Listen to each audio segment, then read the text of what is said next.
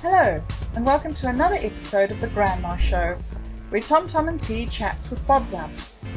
Before we get started, please take note that the following content is aimed at a mature listening audience. Graphic and explicit language may be used at times, and listeners' discretion is advised. The views expressed and the opinions given by the individual hosts or guests on this show do not necessarily express those of this or any other platform, nor of any of the sponsors of any of these platforms.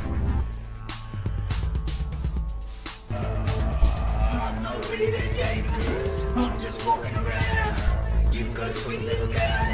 This is a pretty little town.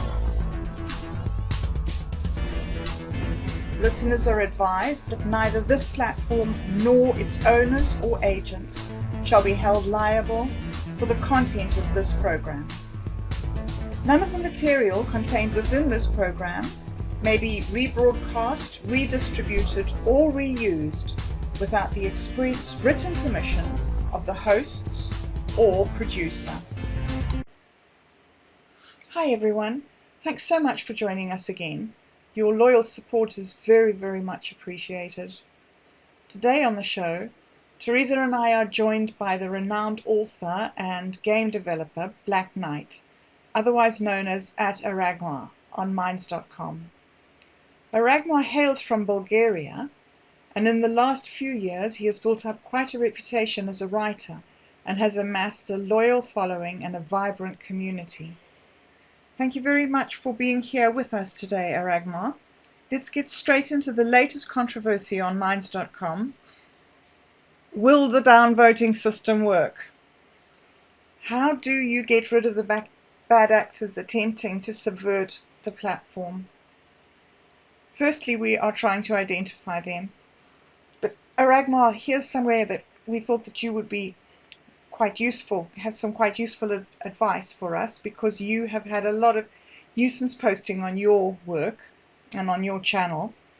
How do you identify time wasters and bad actors on your channel, and what is it about them that you find particularly unhelpful? In most cases, they use empty accusations of sort, oh, this is not realistic, and that is not normal, and that is not okay, and real people will never do that. Little do they know that in most cases, I interviewed a lot of real people. A lot of people. This is how you actually write something engaging. It doesn't matter if it's science fiction, fantasy, etc. You have to talk to a lot of real people and ask them a lot of questions. If you don't get feedback, it's not gonna work. Mm-hmm. You will feel everything you make. It will feel awkward and fake as hell. That's true. I have to say, when I read your stuff, Bob Dub asked me this question. If you were going to be on a Star Shatter crew, who would you take? And I was thinking, when I'm reading those books, it's almost like I could be one of those characters. Like, ever since you asked me, Aragmar, who was my favorite, I had to really focus because I like a lot. The more I read, the more I like, but I still keep going back to Lily. Lily is that same spirit that I have. You know, I just won't give up, and she's my girl, you know, and I can see myself. Right now I'm in chapter 6, and it's in the middle of this huge battle where they're just now starting to realize that Lithoria is going to turn into hell on earth, right? And there's this break in it where the Star Witch is healing the little girl with her cataracts. And if you want something I will remember right there, nothing that can be healed quickly can be healed without pain. That was basically what you said there. I was like, oh, wow, what a line. Yeah. It's yes. Very real. And it's something else about all of those specific lines and stuff. If you read them in the context of that situation, they work. But if you remember them later in certain moments in the books, in their books, their own books, where they are hidden, Yes. you will find something else. You'll find more. Yes. Because these statements, they are designed to grow. They are not just some idle words said by the characters. Every time I get back into reading your books, I go back to The Lord of the Rings and C.S. Lewis and the Battle of Aslan. They echo in my head that you're writing the same thing. And what were they writing for? They were writing in World War II and there afterward, the total devastation of that time. And I keep thinking I know you probably don't want for me to say it, but you sound almost prophetic to me, like a real life prophet, like you're saying. In these stories, yeah, there's this, people can read it for science fiction. Oh, yeah, that's a great story. Wow, battle. But then when you get down deep, there's that other level. And maybe it's just because I'm old. But No. It's not just because you're old. Right, but it's like there's this call, what Bob Dub and I keep talking about, these guys, mostly guys going, hey, we're ready for some tough times that are coming. And we're reading these books at the same time. It's like, oh, you have your finger on the pulse. It's like you're the early battle cry. And I hope more people the canary in the coal mine. Yes. And you can take it at whatever level you want, just like the Jewish people read. There's the surface level, like everybody reads. Then there's that level you teach what I would teach Sunday school, the philosophical level. But then there's that other level, that core existence thing. And that's, gosh, I'm in the middle of this battle right now. And NATO, I guess what his name is, and they're going to leave, but they're doing all this horrendous damage and thinking they're right. Oh, yes. That's what I'm in the middle of right now. And trying to think that left-right paradigm we have right now, they're just the same. They would just as soon kill people that don't agree with them. We're already there. It's in the case of the Tazarans or Tazarans, I know that some people in different countries they already do pronounce everything in their own because the English languages are different. They have their own pronunciation stuff, but I don't care. I like it. So there are already people who see certain things in the actions of all the various villains in my books, and the groups of villains. I mean, not just Nedal or Omasa. Mm-hmm. Even though they are effective villains, the more the story progresses, they will change. They've already changed a lot. If you remember what happened, just like you mentioned, Nedal, in just right now, it was very much the usual Tazaran.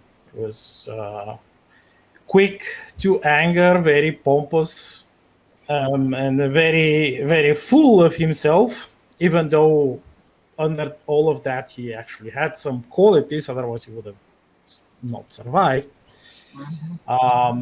But yes, it is a way of thinking that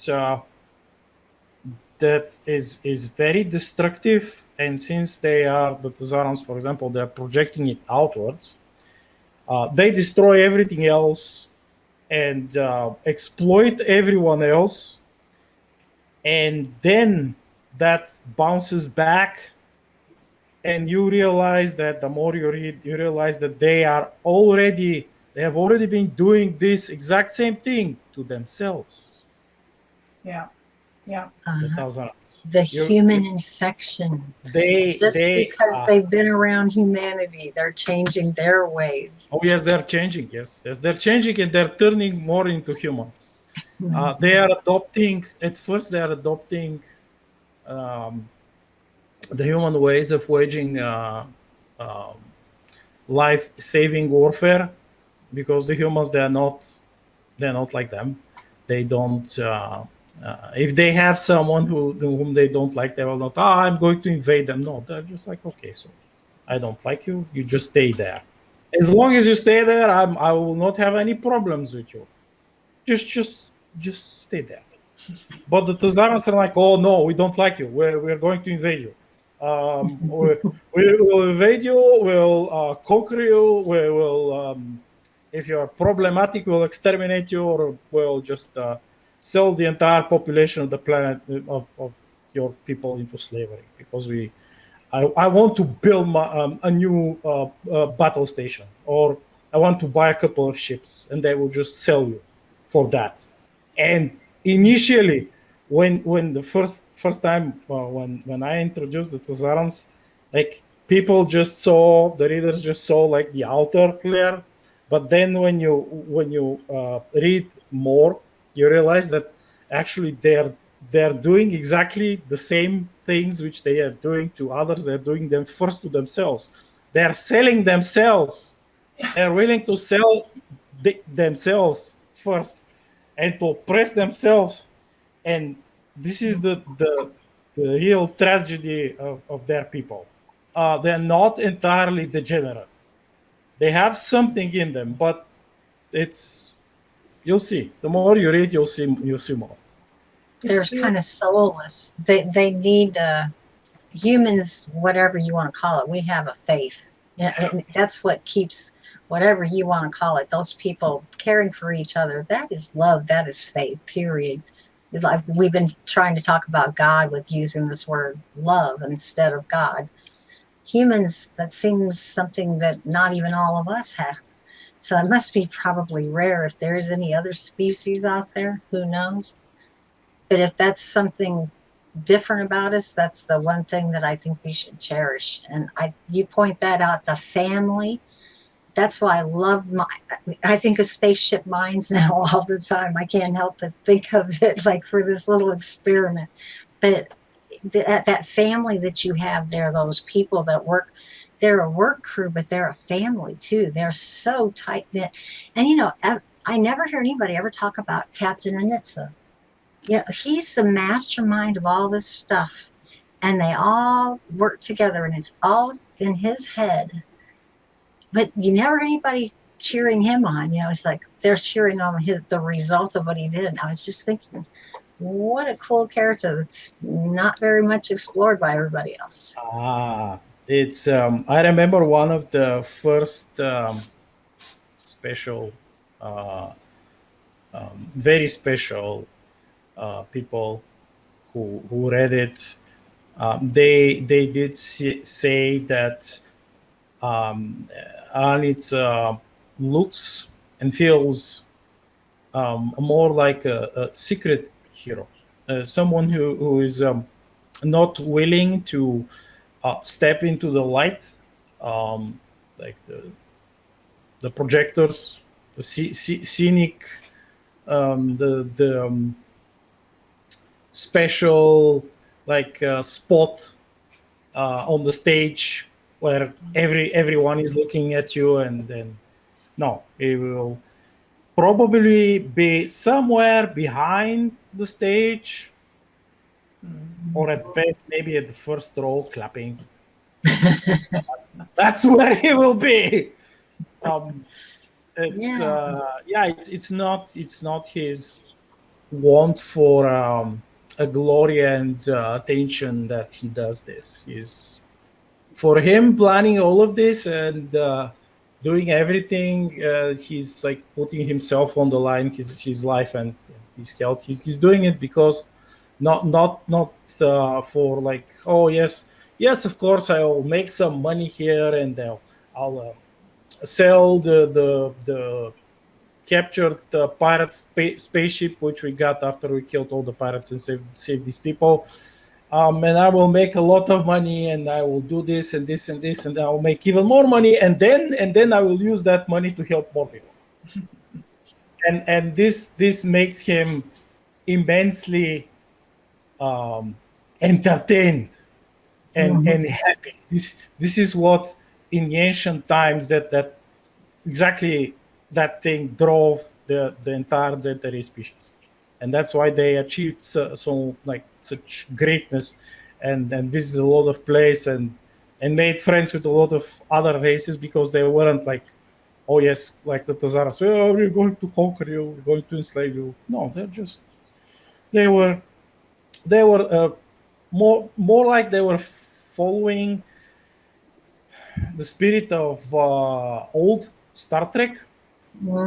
Yes, they were peaceful explorers and diplomats and traders. They were not, yes, we're going to put a gun to your head and you will give us everything. So, no. But they lost it. And the more you read, you will understand why and how. I really wish I'd gotten the other two books done. Life just was not cooperating with me. I'm not complete. Well, fine. This battle ain't over either, is it? So we'll definitely have you back again after I've read them all. We're planning to do that, by the way. We're going to have a like right now and then a down the road.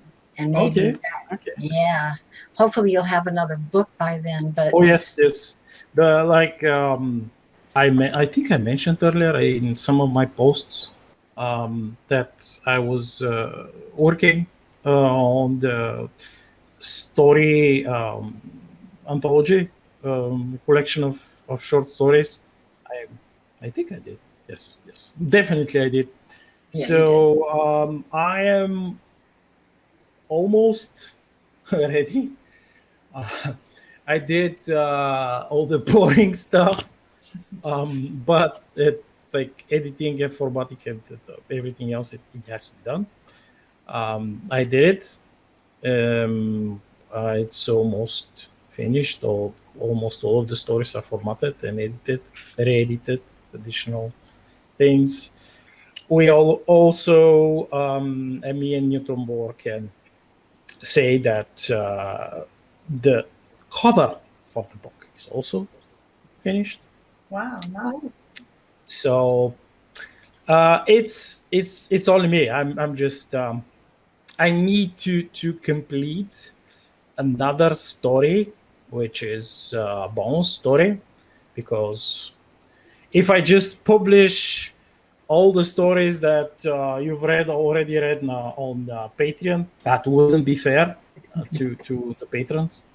So I will include some extra goodies, some bonus stuff. In this case, one full brand new bonus story, which no one read. Nice. And this is also the main reason why I've not been that active online. I have like that other blog series which I stopped working on because I'm working on 2 books simultaneously. So I have to ask you a question, Aragmar. My son talks to me all the time about how playing video games taught him how to think like a general, that top-down point of view. And I know you have to have that somewhere in your head to make these books. Do you think that those video games are changing how young men think and getting more of them aware of this overarching view? And is it part of your storyline that you're trying to push kind of under the current? it depends. It is not, at least according to what I've researched and what I've read, it is not that easily painted like as with a broad brush. It depends on the person and exactly what kind of games they're playing. And of course, not every person will have the same experience in case of the games. So I do agree with what you said, but I will add that it's highly individualistic. You have people who, in the past, even though there was no definitive data and studies showing supporting what they were claiming, they of course claimed it because they wanted to win social justice points or gain votes in the case of our brave, totally not corrupt and not degenerate politicians. So yeah, they would claim that oh no, playing violent video games and war games, strategic war games, tactical war games, it makes you into a serial killer, blah blah blah. But after so many years, um, it actually there are studies done, and they show that as the statistics, and this time those are like not individualistic information and such. This is actually a statistical study, and it shows that it's the opposite of what these people been claiming for so many years.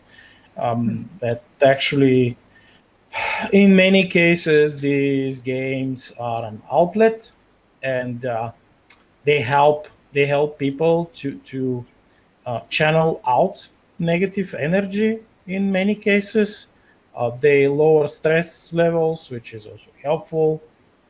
And then of course there is a negative side, which is that certain personalities, they get addicted. Like all things in life, having too much of a cure, actually it turns into a poison. So yeah, I hear that's it. you made a video game. Bob Dub told me. I didn't even know about that. No, I actually made a modified setting, entire setting for a Dungeons and Dragons game. It's Oh, it's there are version of that as a video game. I mean, not mine, but the D&D stuff. Sadly, it's never been my original intent to sell it or make any profit out of it. I just made it to um, as a form of entertainment and to help my friends. Um, and for me, I've used it to enhance the books I've written, because working on it and building, creating certain places, like the places you've read in the books, some of these places they've been created for that setting, that game setting. For example, like apple crates, the apples, and certain people who live there. I think you remember Hans and his orchard. And his orchard, yes, and they had blue apples. Doesn't Apple Crate have blue apples? Yes. Yes. That's their signature fruit. Yeah. They had I think they had Granny Smith apples in those crates. You know, you especially you know how they look in the trees, etc. Probably I'm assuming, but since you're growing, since you're our orchard farmer friend yeah. and beekeeper friend, I'm just assuming that you know. So basically, they had The story is that how they survived. They were dropping supplies just after they landed on the planet, and unfortunately, their ship in orbit was attacked and captured, and they were left stranded. But they had some equipment, some food, but the most like the most plentiful thing that they had as food goes were apples, crates of apples. So they rationed them, and they attempted to fix one of their shuttles to send for help, but they calculated that even if they did send people to help,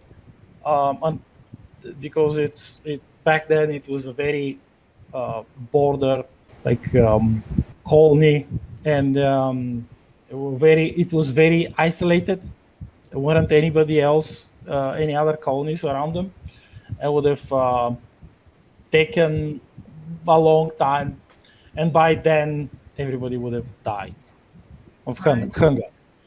And since they wouldn't resort to cannibalism, they were prepared to take their own lives before that would happen, because it might have happened. So they planted the seeds of these Granny Smith apples, and because of the properties of that planet, they grew quickly, and they grew tall, and the trees were very fruitful in later years, and the apples were obviously, they are no longer Granny Smith apples, they're blue apples, and they're very large. They're the size of a human's head, basically. Wow. It's tasty and very blue. And very wonderful. Hans was looking Yes. after the orphans. Yes. Yes. Yes. There was something about fish. Weren't there also a lot of fish in the river? Yes. But before that, these fishes, they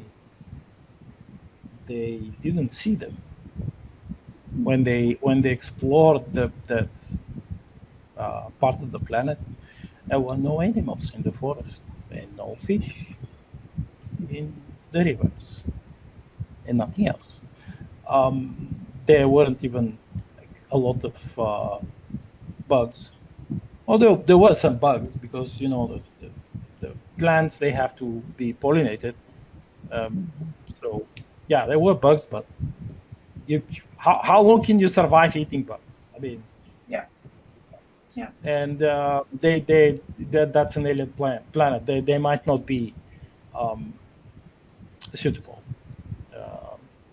as a food source, and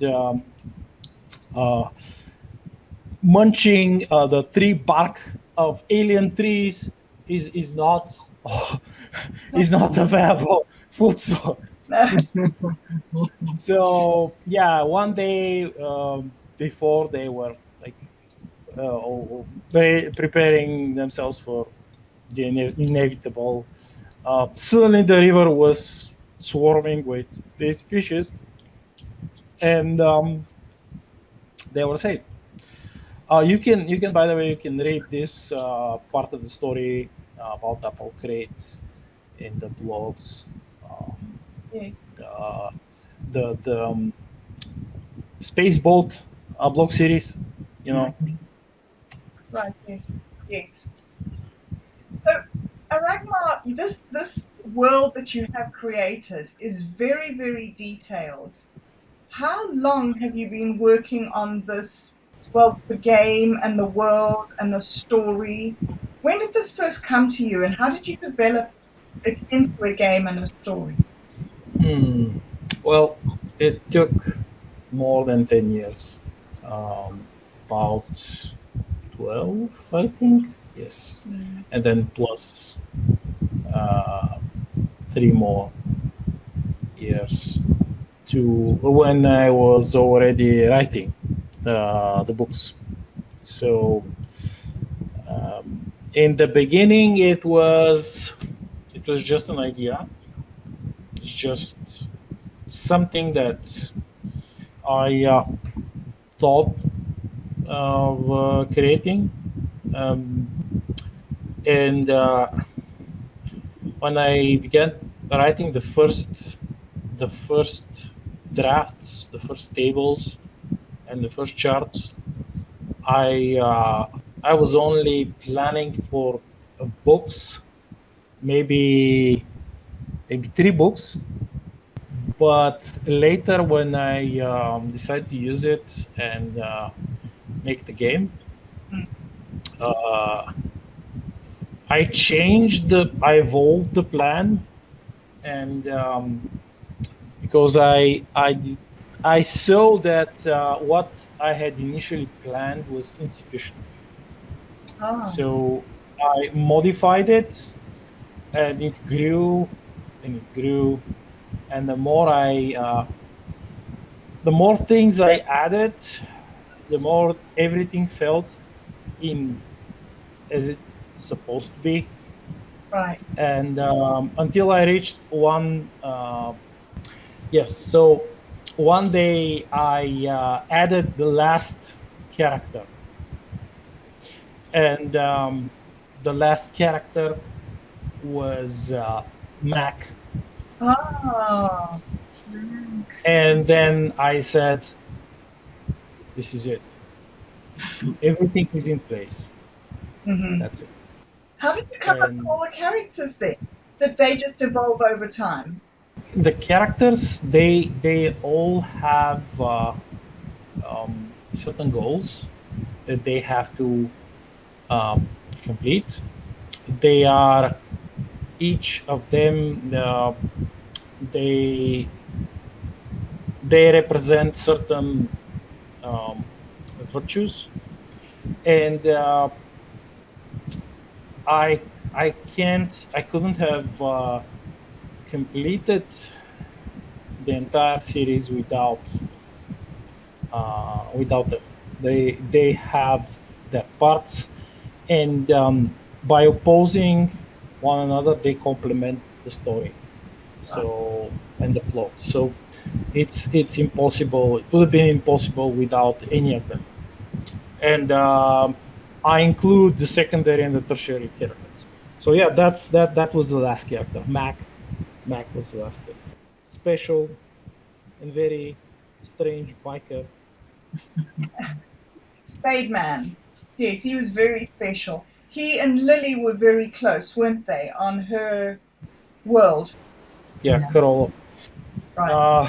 Yes, his his dad was he chose to um, become a farmer and no longer deal with biker stuff. Mm. Uh, and of course, that is his adoptive father. Um, and the- Mac is a person who's been denied a childhood Yes. in the family, even though he had his adoptive father. But that's something else. So um, ba- uh, basically, the place, that small town, Murphy's Landing, where Lily and her brother lived, and his adoptive father too. That was his home away from home, or I should say, the place where he went um, and attempted to have something resembling a normal childhood. Right. Yes. Yes. Yes, by playing there with, like, with the kids, giving them rides on the bike, teaching them how to drive, etc. And this, it's even just being there, just being there and resting with like with his dad, just that was enough. And then even that was taken away from him, and he was, you can learn a lot about certain character when even the last thing that they had, something that resembled normalcy, is taken away from them, because he started in the second book as someone who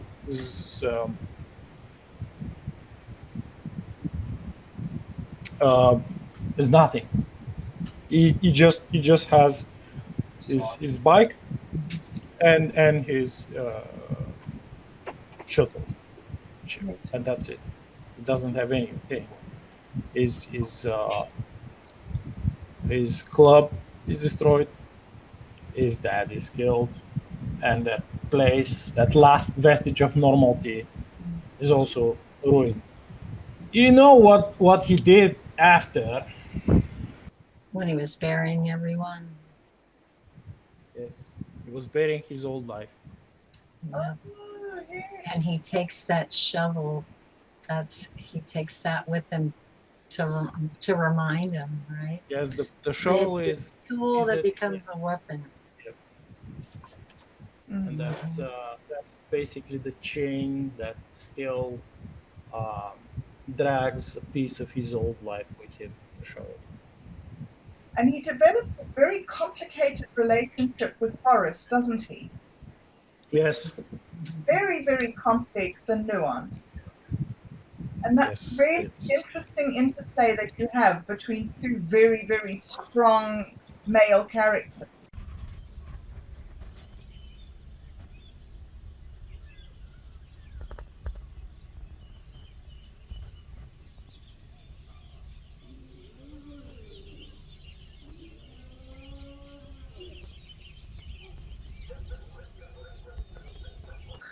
All those things go away and they focus on what they have to do. And I get that feeling between Mac and Boris is that the mission is so much bigger than they are. yes. They can call each other names, Yeah. and yes, you remember how they address each other. It's something which um, I had a lot of fun writing because I had long, very long notes or with different lines, and I would attempt to experiment. I would see them in my mind, and I would listen to them hurling different lines at each other, or words, or like the way they quickly adopt certain monikers, um, and you know that um, Mac calls him government, Mr. Government. It's Very good. I love that.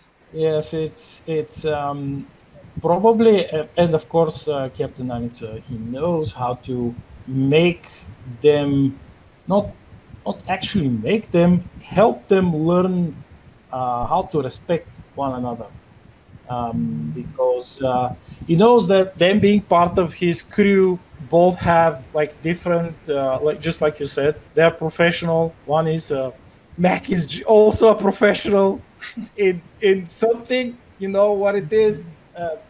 Boris is of course different. He's on the other end, and when he gave them that mission to secure that.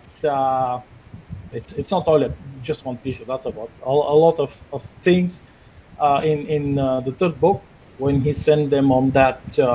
asteroid base called Cold Pocket. Remember?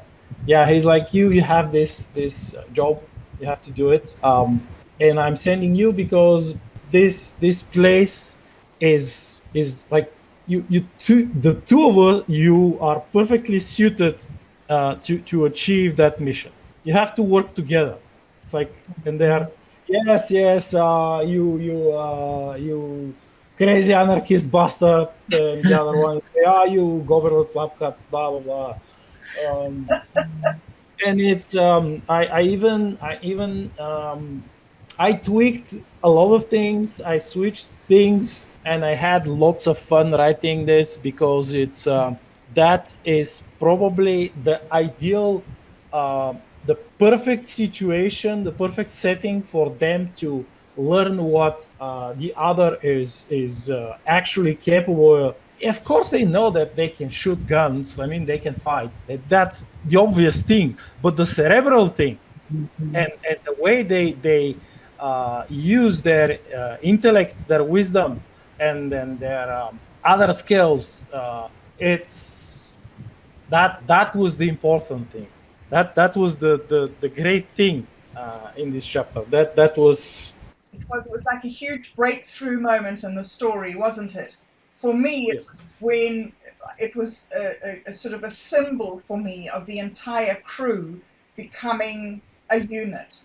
Because before that, you had a lot of individual character development in the first two books. Yeah, it's And the complementary.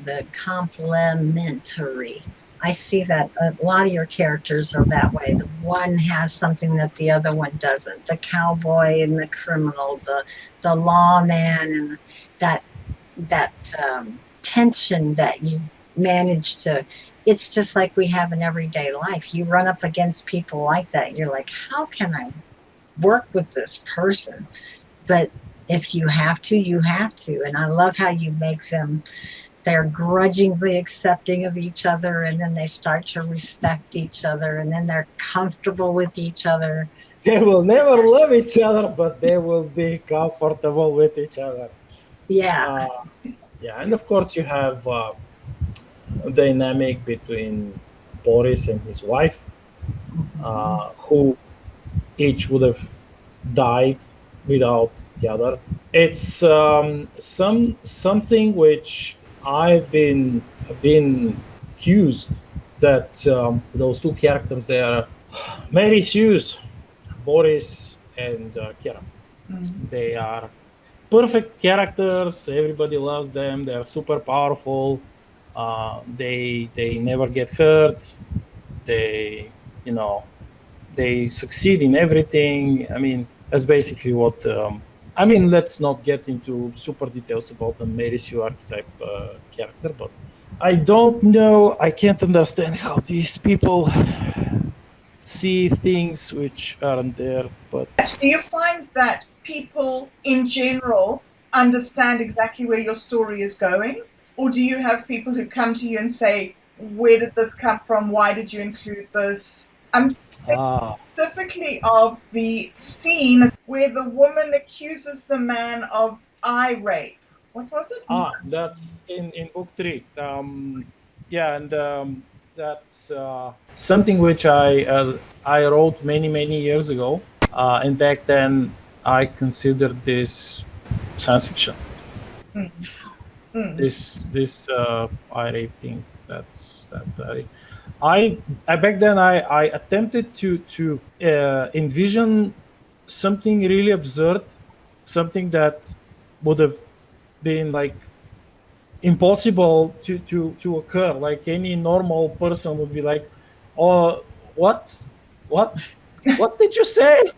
Come on, what is this? And yeah, actually it we reached the point where um, it happens, and I was and I remember one day I watched like a video, I think on YouTube, about someone very clearly deranged and um, unbalanced, let's say, on top of being deranged, and they were raving about like non-issues, nonsensical crap, which has nothing to do with actual real crimes and such.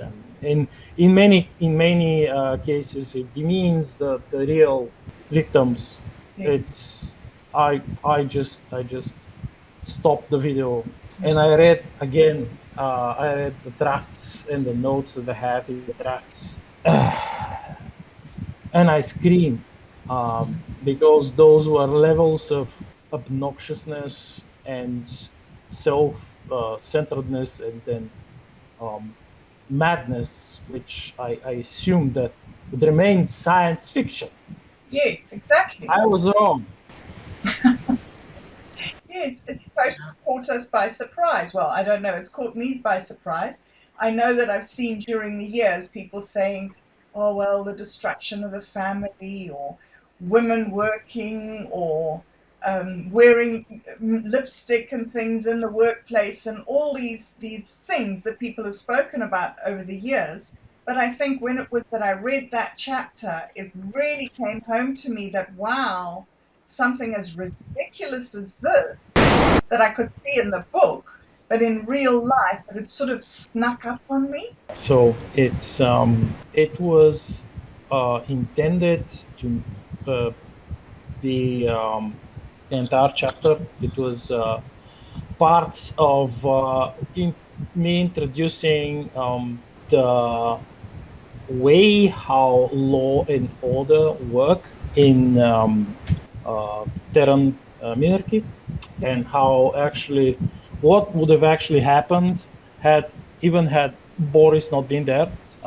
They would have just dealt with that person themselves. But with him there, it's not like he forced his oh, look at me, I'm the super powerful lawman, like respect my authority. Oh, no, he was like, what's going on here? Like, do you want me to do anything? It's like, I'm here. I can do something if you want. And then you have the mindset of the people, and they're like, we can always do it ourselves because we know what we are doing and we know our own laws, and it's like you don't have abnormal laws. You don't have like, oh, you can't ride a donkey on this street, for example, or something. No,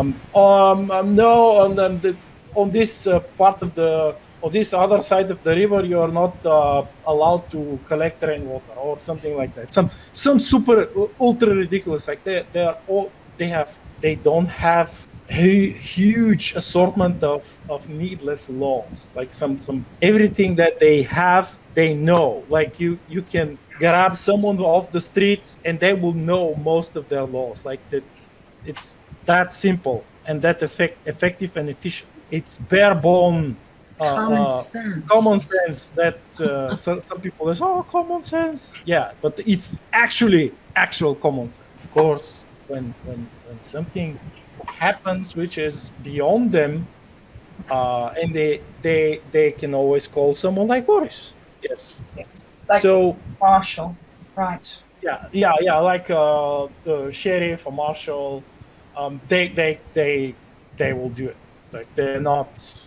Oh yes, we'll just hang this person because we just blah blah. No, if there aren't enough evidence, they will of course call for the security and the sheriffs, etc. So that's their mindset.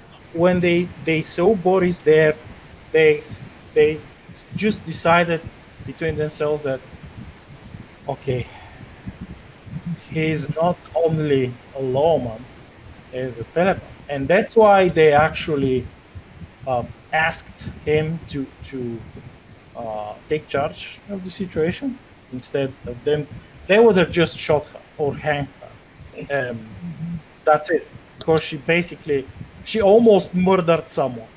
So then we get to that other level, the next level, when you have a person like him. Yes, he has certain abilities, but Every time he uses them, there is a price that he pays, and the more he uses them, the higher the price. It's it's not. I'll just snap my fingers and this would happen. Yes, I will snap my fingers and then I will write in agony, and something will happen, Yeah. and that's yeah. So he would dispense justice, and he did, but not before he made sure that those responsible for her presence there and everyone like her who is connected to her and is exactly and even worse than her gets um, healthy dose of thermonuclear fire. Indeed. And I love that. I love the way that your characters, your male characters, are so powerful and so vulnerable. There's always a consequence. It's not as if you can do whatever you like and get away with it. Like Boris has to hold back that darkness of all those souls. You know, it's like you can feel his control. And I feel that in strong men, that they've got these monsters. Come on, you know, these guys have darkness in them in the real world, but they channel it to protect others instead of to be evil like some of the others have been. I see that so much in these stories. It's something we're kind of lacking in a lot of guys. I wish we'd see more of, but I think these younger generation are starting to see it. They're starting to go, hey, I need to do what's right. Yes, they will. They will. And that's the other thing which I make sure to write about. That's the balance. Because just as you say about Boris, he has, yes, indeed, he has power, and he always pays the price for using it. But he's not actually an angel. He's is a twisted by his terrible experiences person, and he has this terrible rage within him. And not only the rage, he not only has to contain his own rage. He remember that he has other others inside him, and he has to contain their rage. Yes. So if he had been by himself, he would have probably went. He would have probably gone on some trip somewhere, destroyed a lot of others, and then he would have died because he even though he has this the powers and stuff and such, it's the more he uses it, it's killing him. You said earlier about how you were using your grandma's sayings and traditional folk wisdom and things, and how you used those things from your past, your family, your actual experience in forming the books. So, how has it been for you living in Bulgaria and seeing so much of the terrible destruction that has happened in the wars and the communism and invading different areas, and that must be quite a big trauma in your people's lives. Is that some of that reflected in your books? I wouldn't be lazy if I use it to help others. Um, and I did. I did write some of it in different characters in the books, and some of the events which happen there, they are inspired by real events, and it's all designed to help others understand them. they have to be vigilant and make sure that these things they never happen again. And this is the only way. You can't just you can see it with these people who have been indoctrinated in the West, and they think that collectivization is so great and communism is like super cool, and they will just redistribute the wealth and get the means of production, and, everything. Like they will snap their fingers, they will clap their hands, and the next morning they will ride unicorns, and fairy dust will like lighten their way, and from every tree money will grow, and it will be wonderful, just wonderful. And then they wake up the next day, and their precious comrades are rounding them up. And then a couple of years down the line, when they wake up in the gulag or somewhere else, like they finally understand that there are no unicorns and no fairy dust, and money don't grow on trees, and they have destroyed their country, and then they're going to die.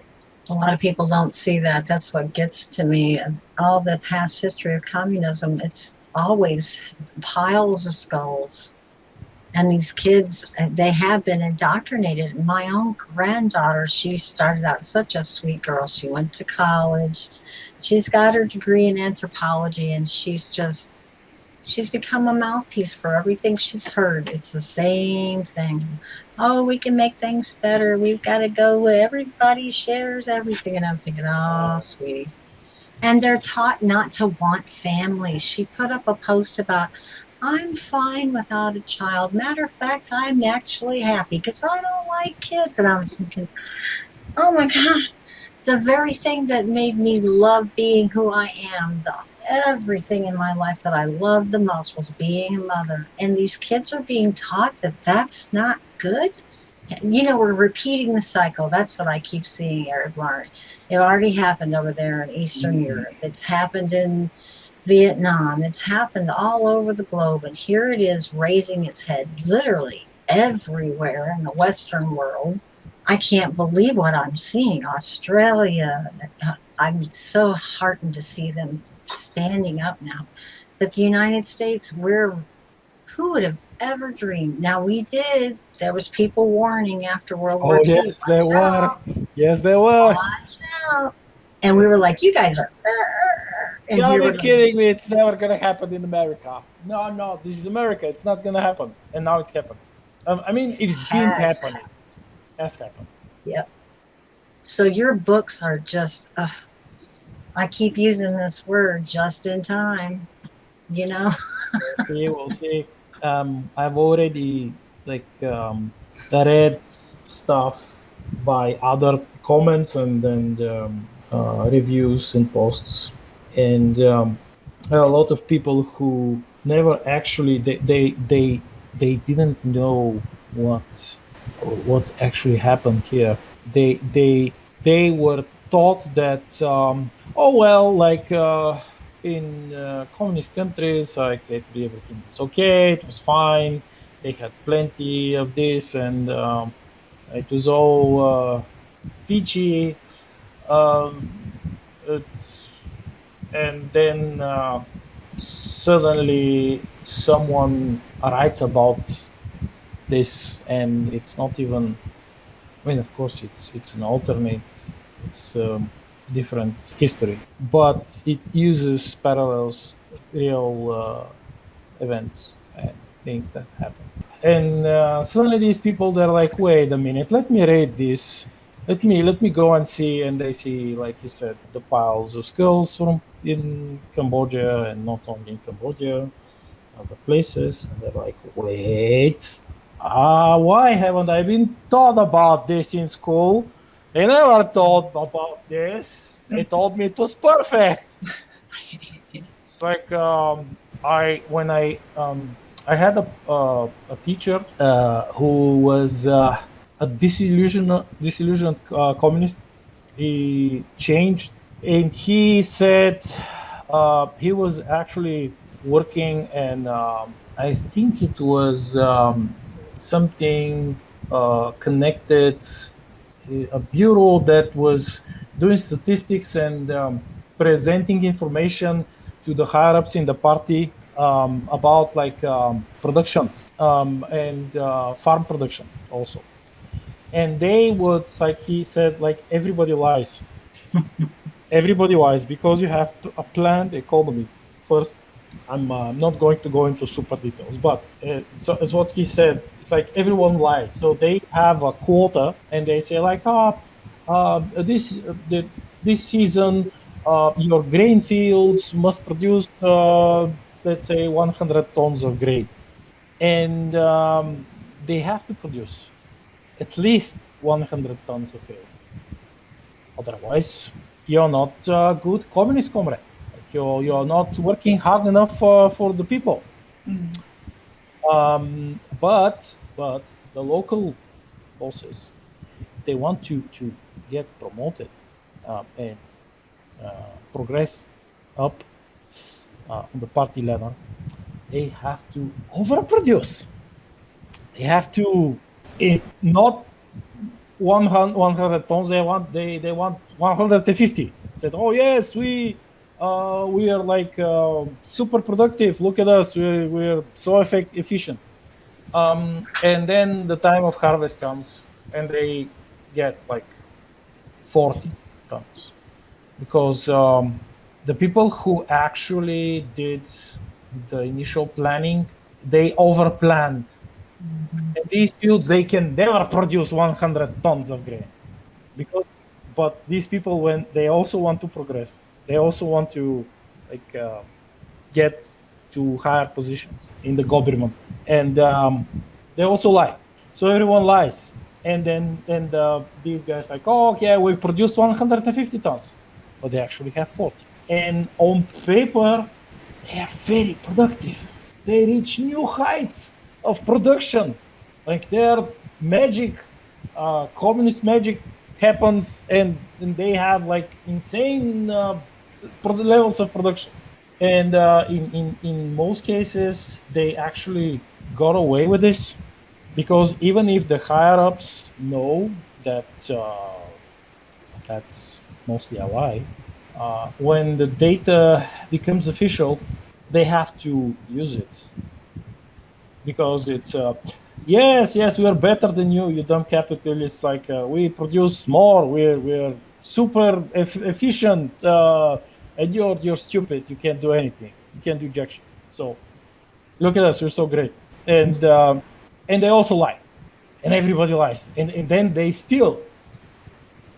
There were cases where to actually get to certain quota levels, they had to buy products from other countries because they relied on the fake data, the fake statistics that yes, in this sector we have 150 tons of grain. We'll send like 70 tons over there because they have less, and it's like they send the trucks, and then the guys are like, but you don't have them. Yeah, crazy. So it just becomes a big A big team almost. bundle of lies.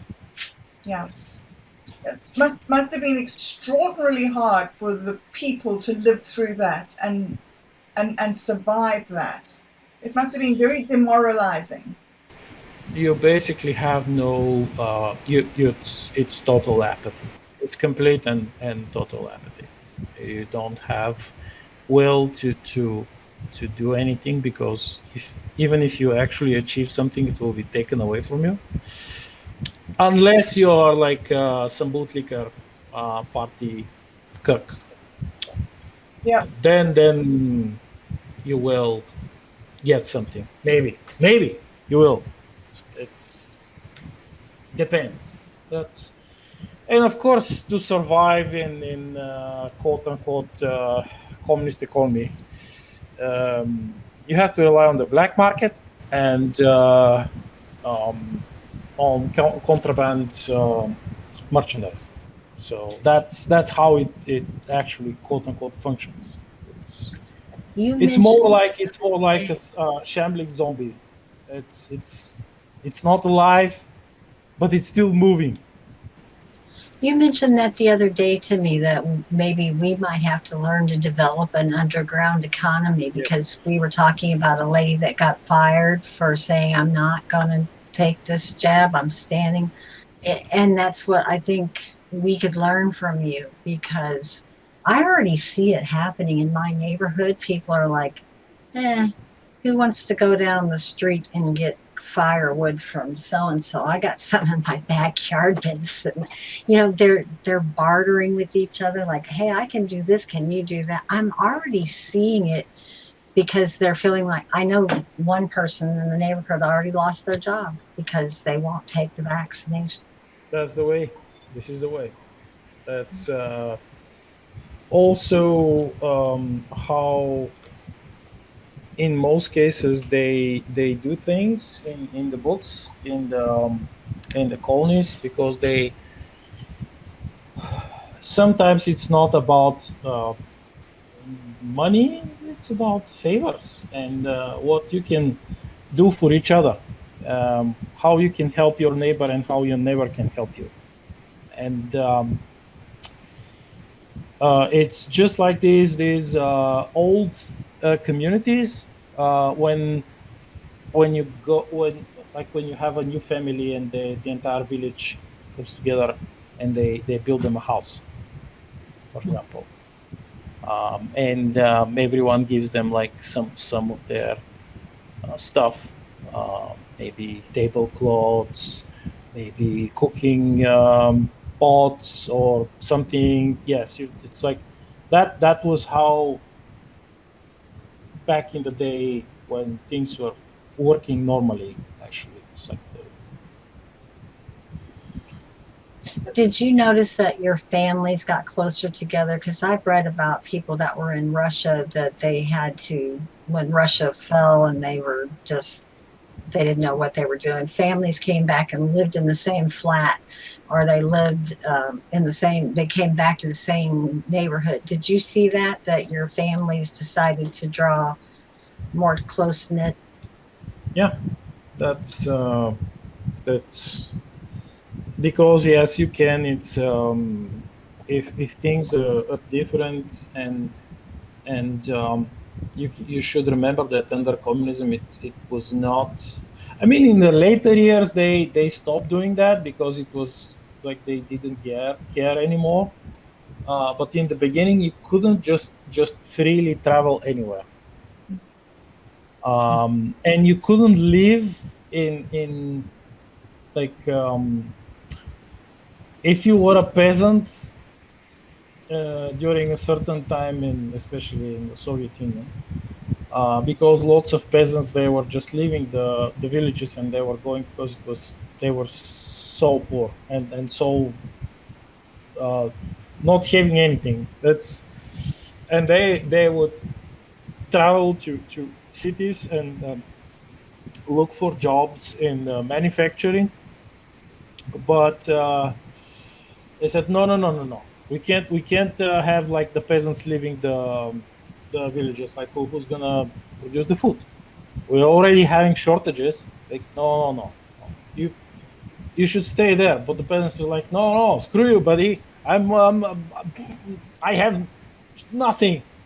No, I'm not gonna work in this like falling apart village. No, I'm going to the city, and they had to stop them from doing that. Mm. And they actually became like they they returned back. They regressed back into the days of the medieval ages, where the peasants were. Um, you belong to that village, like you're there. You are not free to leave it. We own the land with the peasant. Right, yes. It's really interesting, all this talk about community and community building and how important it is to, well, to just know who you are and to know who's around you.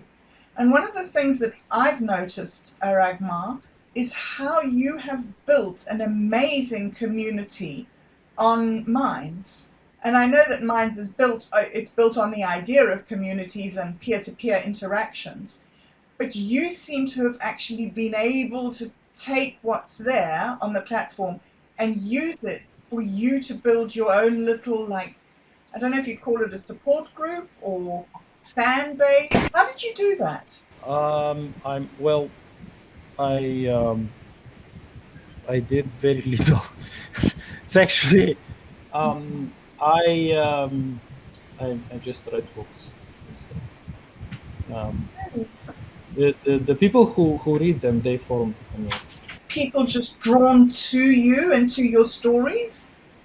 Eh, I guess. I mean, I made in the early days of mine. I made a couple of groups.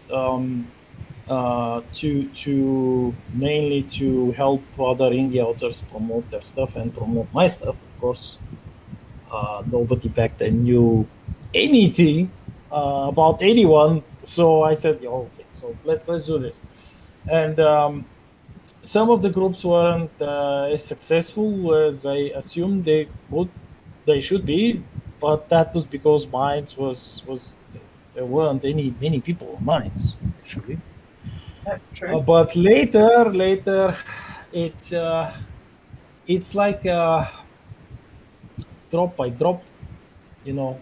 Let's say Yep. one person here, one person there, and like I said earlier, I like the feedback, so I would talk to the people, and they would be amazed that someone actually real on the internet is talking to them, because you have to remember that back then most of the people who came to Minds, they were people who highly disillusioned by Facebook and Twitter, and they were just they were used to being treated very poorly by the platforms they were in, and they were some of them, they were quite startled that someone actually is not a bot, um, is willing to talk to them and ask them their opinion. So that's, and I learned a lot of things, because I'm not a professional. I am just a stubborn uh, person, one person, and I'm still learning.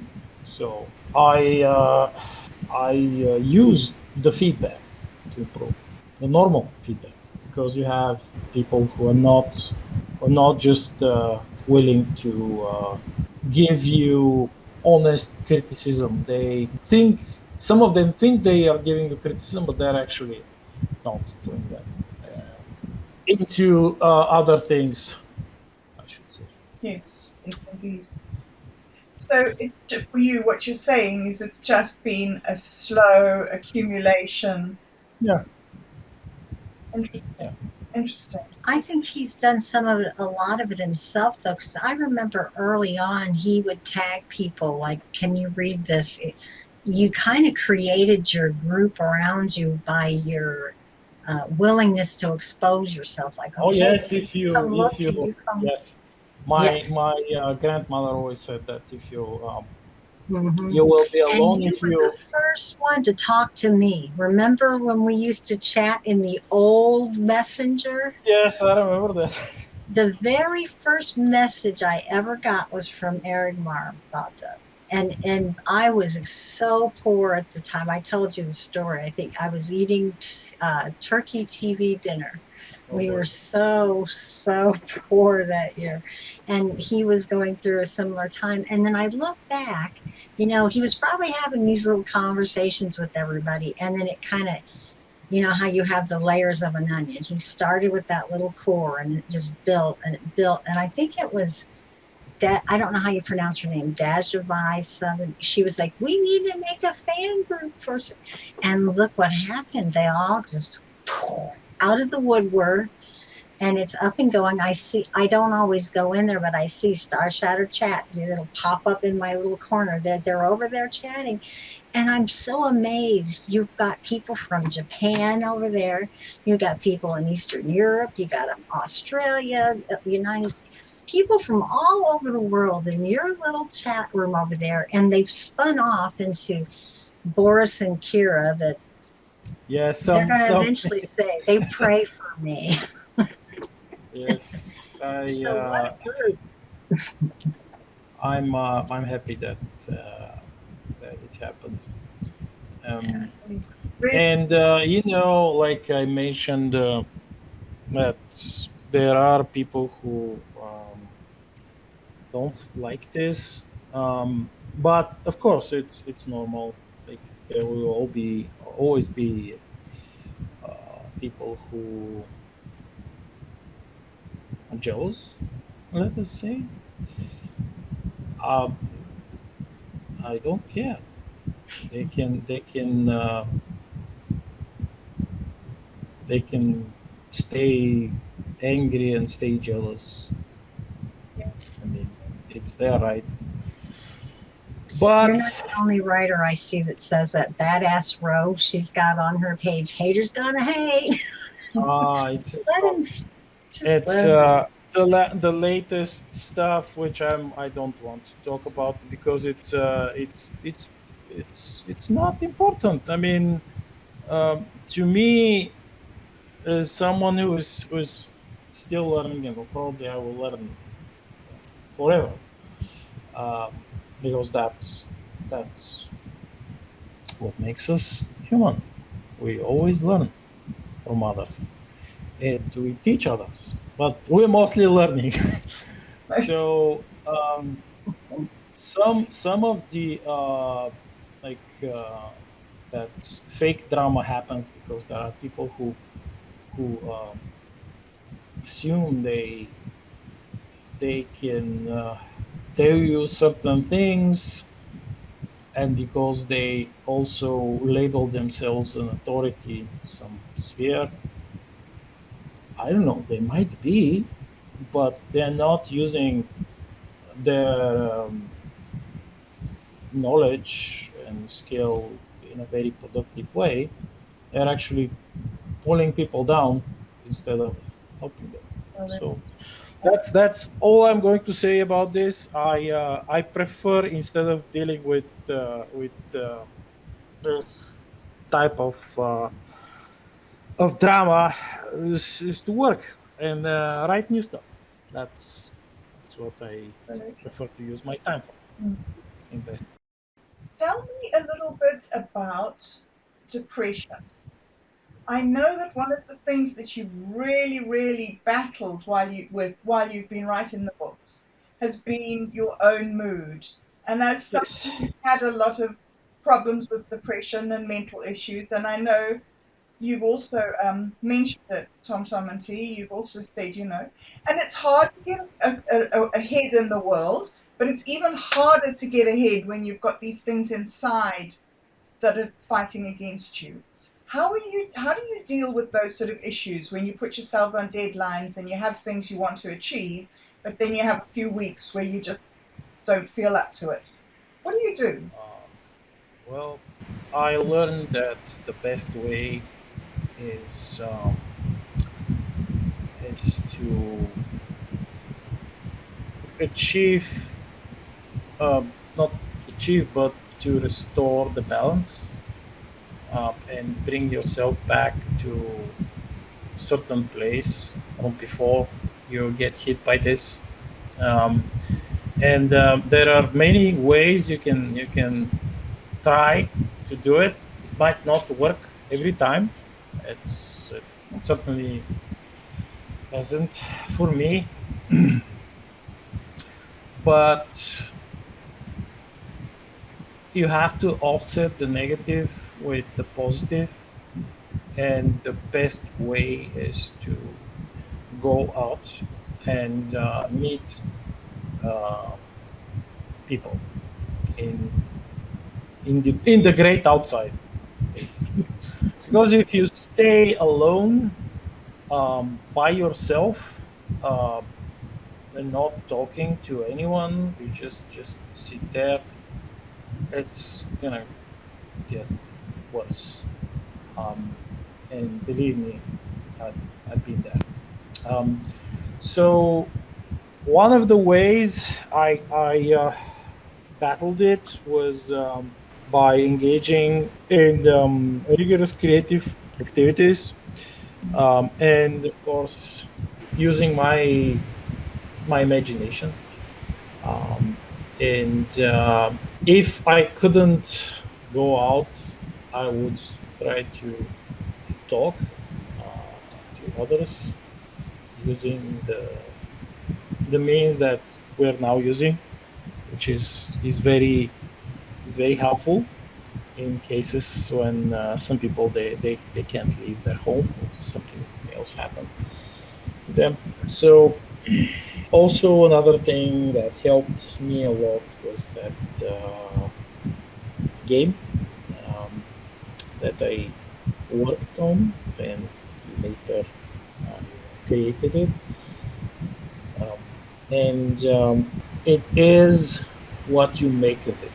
If you're if you're just using it for you can it's just like a tool. The tool can be used for creative ways and destructive ways. But if you're using a tool which can employ your imagination and your like make you invest the best of your thinking abilities, and even allow you to channel some emotions and help you reach that balance point, then you should use it. And I've seen a lot of people deal with depression in different ways. Some cook, others just eat, uh, some drink, others read books, watch movies, listen to music, and play video games, and or go out and attempt to meet new people, um, and try to reach to that balance point, their own balance point, because every person is different. Um, it's it's not an easy thing to achieve. But you seem to have really built up a big list of strategies there, so that's quite impressive. You have a lot of tools in your toolkit for dealing. Oh yeah, yes. It's I don't claim to be um, someone who's like, "Ooh, I found the only true way." No, I'm just using a lot of things which Mm. I learned from others, and I saw that they actually work one way or another, and in various um, like levels. So yeah, and also at least for me, writing different scenarios about different scenarios, that which not only my characters but others helps helps you envision decision solution for a certain problem. Kind of sets you even sets your mind frame, um, and helps drive you to achieve that balance again. I notice all three of us write.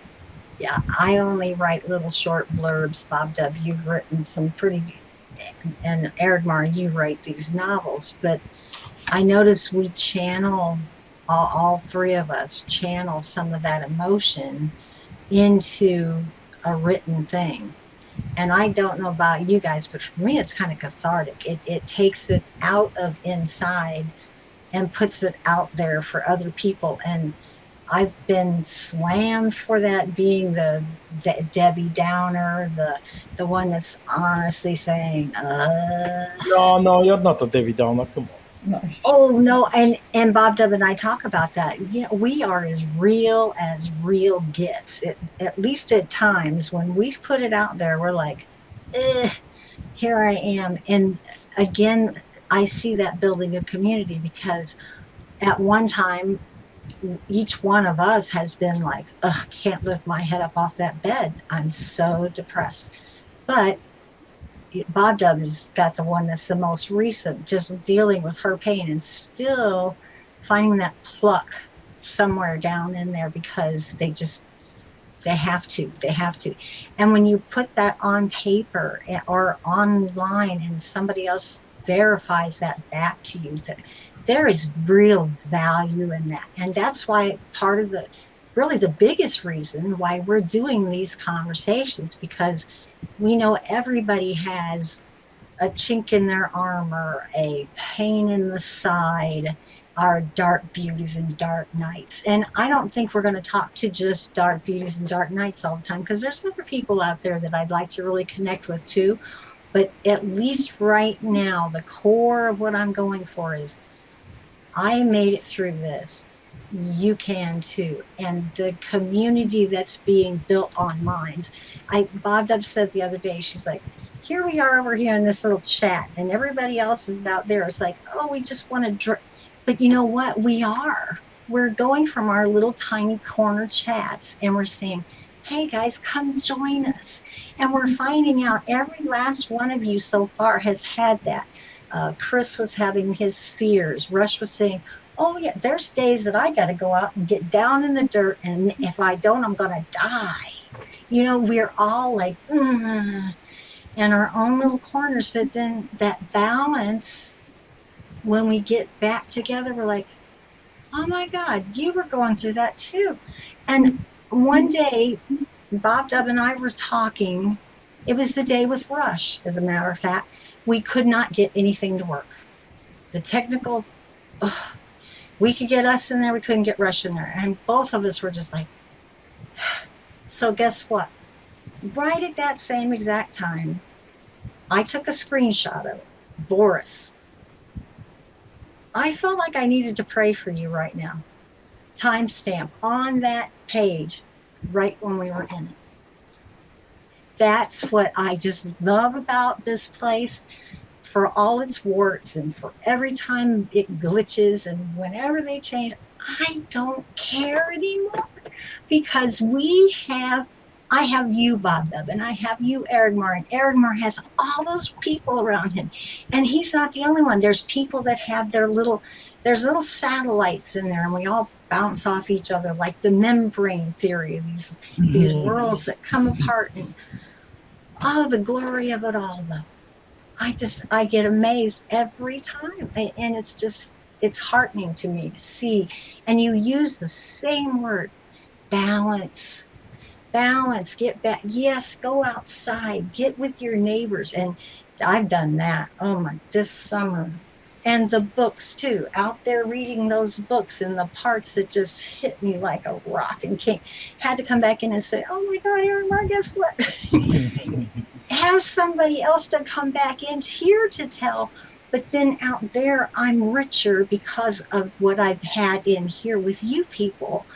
You're honing me to be working out in my little corner of the world. And Aragmar has his, but we've made these little places here on Minds too. And it's so, I call it the spider web sometimes again too, that saying, we're all connected, but we're all in our own little places, but we can touch each other. Yet, like you're in New Zealand. I am in Illinois, in the middle of the United States. Aragmar is in Eastern Europe. It's morning for you. It's late afternoon for me. It's past Aragmar's bedtime. But we're all here together. And then when it goes back on the internet, and who knows who it's touching. And honestly, I don't care anymore, because it's touching enough. It's touching the ones that matter to me. And I think it's going to be working for somebody else eventually out there. But that, it's like mine's is my home. Like it or not, this is our little corner, and I want it to just, like Aragmar's books, to go from a little idea to a decalogue. I just love watching it. It's just, Yes. I hope that everything will be finalized, and I will have the time and energy to finish it. It's and we've been chatting about different aspects of the books, and I like I mentioned that my thing about the feedback, and I know who your favorite characters are, but who what is probably your, let's say, your favorite item in the books? I know what mine is, the shovel. Yes, the shovel. Because I don't know about you guys, but I sure have had to bury my past a few times. I mean, I have literally had to walk out of a marriage, out of a situation with nothing but the clothes on my back, and all I carried was my memories. That shovel. You can use that shovel to bury. You can use that shovel to dig something up, and you can use that shovel to grow things, but you can also use it as a weapon. Oh yes. And when the right time comes, you'll know when to use it. So, of all the ones that I've read, that's got to be mine, the shovel. Oh wait, you're reading the fifth book, so That's why it's fresh in my head. Yeah. You'll read something about the shovel in the end of the book. So I'm not spoiling it. What's Dub your already, job, Dub? she already read it, but she's not gonna spoil. Haha, no, I'm not going to spoil it. My favorite item is Vasilisa and Ulrich's artificial womb. Yes, it's one of the greatest and also the most stable items that they have to use. They're forced to use. It's helpful. It works, and they're using it because it provides them safety, gives the people safety. The spacer women have to go and search the universe for a husband, don't they? Because their own people have become so depleted during war. They don't have enough people. Especially they don't have enough men. It's all of the wars.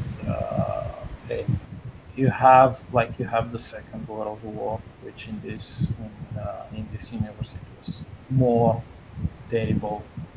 It was worse, basically. More people died, and then you have the invasion in '69, which they killed probably half the planet, and they kidnapped hundreds of millions. I mean, they managed to save a lot of them, but not all. And then you have like this continued struggle to survive, and the constant local conflicts, and the constant raids, and you have all sorts of factions that they think that that's their right, that they can do everything, and you have high mortality rate, very high mortality rate, and they can't. Uh, they are struggling, but it's not a battle they can win unless they can deter those who attack them from attacking them by various ways.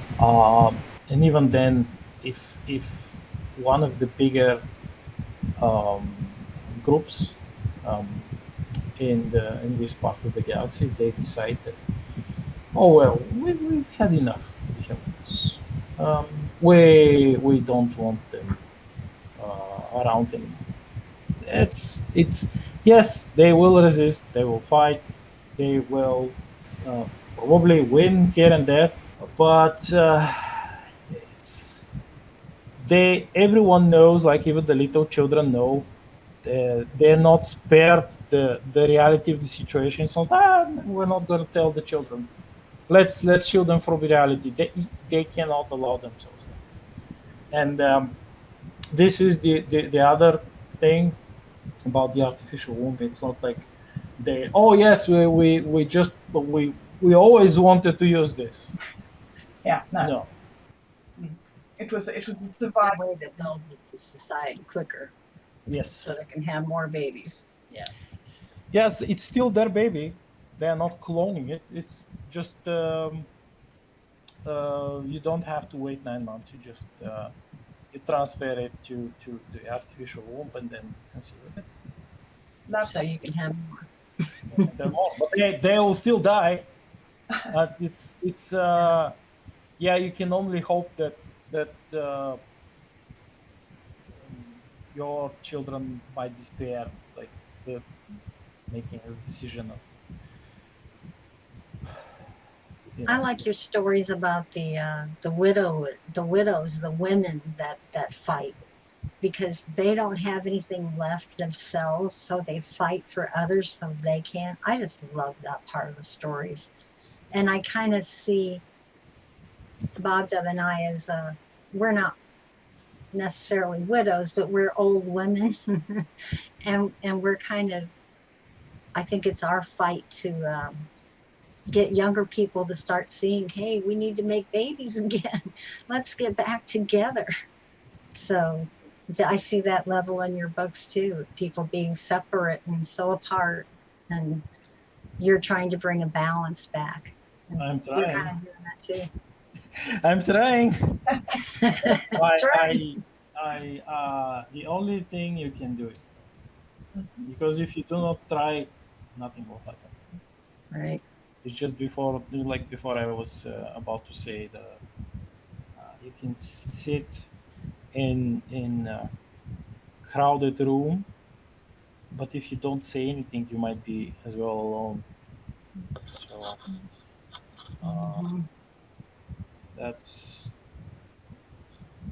that's why in many cases I would ask people how their day is, because oftentimes like this is a lot. It's quite a lot. Indeed. Okay, we're about to wrap up here, but one of the things that I just adore about your books is the humor. It is so funny. My best of all of them is the little awesome fight, flying off the wall, singing his battle songs. Where did you come up with this? Is this your own sense of humor that you put into awesome? Yes, Mm-hmm. it is. And I don't remember if I think I told you that all characters they borrow um, a lot from real um, people or animals, and yeah, that hamster wasn't my hamster, but it was a hamster, a real hamster, and it was also he was very happy to see me when I went to visit. Probably because I brought him nuts, bags of assorted nuts. Maybe that was the reason. But he was very happy, and he would always smile um, that hamster smile. Yeah. Or maybe he was just yawning. I don't know. Maybe I'm just imagining things. But yeah, it's the role of the hamsters in those uplifted hamsters. It's they they are not they are not what you think they are. they, they and they are of course not what the aliens think they are, because the aliens, they assume that they are some um, genetically modified war machines, like Mm. designed for war, merciless monsters. They're just hamsters. And they have their own logic of things in their own special way, and they carry that great hamster burden that you say the humor. Great hamster burden. I adore that. That is just the cutest cuteness that's ever been. Wait till you read the new book and about the hamsternators. I cannot wait. I love Awesome too. Awesome is, he drinks on the border of going insane there for a while because of all the battle and the PTSD, basically.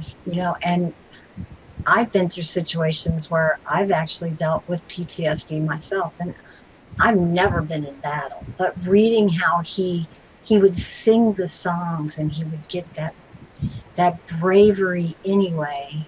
But then afterward, what did he do? He was close with Kira. He was close with Lily. There was people that he could, even when Lily was worried about him, but they were supporting each other. I just love that story. Yeah, he was funny as all get out, but he had his suffering too in the middle of it, and it's still that hamster burden, that I'm gonna go out there and I'm gonna make that human. I You just have love. to, when you read the especially the fifth book, there is a chapter um, about he awesome Lily and Ort, the doggy, the big doggy of Doom, and they've actually formed a special team that's called you'll see. It's and then especially in this chapter, I had a lot of notes, a lot of stuff about Awesome, which I ever used, because it was obviously not the perfect moment, and in this chapter it's the perfect moment. And when you get to like probably not, it's throughout the entire chapter. Yeah, there is a part which is about like around the end of it, where he talks, most more likely he mocks, in his special awesome way, one of the baddies, and you just have to read it. It's part of what hamsters are and what they can do with humor. They can use it as a weapon, um, Mm. and them doing the things that they're doing, and using their humor can and it does make their enemies go crazy, because How he carries Cubs the is, opposite one yeah. with the jokes. Oh yeah, I love that, where he's just like they do in football with but he's doing it with a joke. I love that. But he's a weaponized. Weaponized jokester. Well, I think that on that note, I think that this awesome chat should come to an end. I'm sure it's almost midnight for you there, Aragmar. Yeah, I'm sure you're going to need close to it. sleep. It's been absolutely wonderful to hear you and to hear so many things about the stories, but I have so many more questions. So maybe we can schedule another time with you, because giving your time to us today has been just so generous and kind and lovely of you. We're very, very grateful. Thank you for having me. And I love you so much, Aragmar. Love you. I love all of you.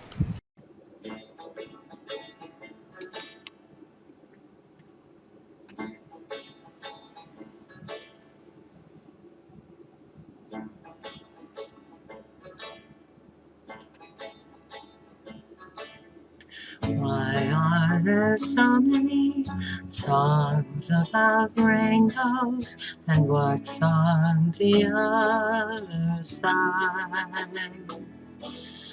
Rainbows are visions, but only illusions, and rainbows have nothing to hide. So we've been told, and some choose to believe it. I know they're wrong, wait and see. Someday we'll find it, the rainbow connection, the lovers, the dreamers, and me. Who said that every wish would be heard and answered, and wished on the morning star? Somebody thought of that, and someone believed it. Look what it's done so far. What's so amazing that keeps us stargazing? And what do we think we might see?